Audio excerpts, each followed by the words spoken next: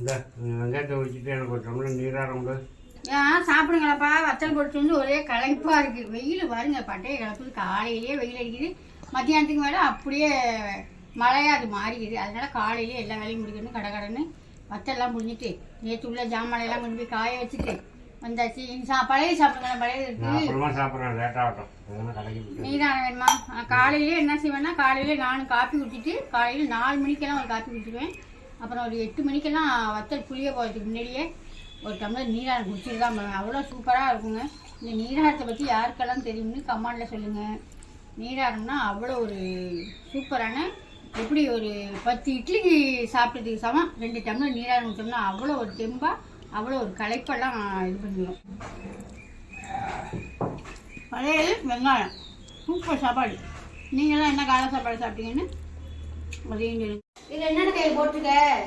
அதில் வெண்ணெய், எள்ளு, ஆமாம் 2 போட்டிருக்கேன். உப்பு, தேங்காய் பால் தீங்க நான் போட்டுக்கவா? ஆமாம்.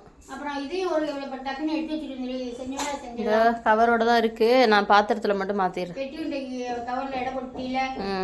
சரிங்க. இன்னைக்கு வந்து இப்போ காலையில குழுக்குன்னு பழையதை சாப்பிட்டு சீட் முறுக்கு செஞ்சுட்டு பெட்டி உண்டை செஞ்சுட்டு அவ்வளோதான் இன்னைக்கு பலகாரம். அப்புறம் பெட்டி போட வேண்டியதாங்க. நேற்றே பெட்டி போட்டிருக்கோம், நேற்று பெட்டி போடாமல் இப்போ இன்னைக்கு காலையிலேயே இப்போ ஆரம்பிச்சிடும். உங்களுக்கு மற்றபடி பெட்டி உண்டை, மசாலா ஐட்டங்கள், பலகாரங்கள், சீப்பு முறுக்கு எது வேணுமோ மேலே தெரிய நம்மளுக்கு வாட்ஸ்அப் பண்ணி வாங்கிக்கோங்க. பாய்.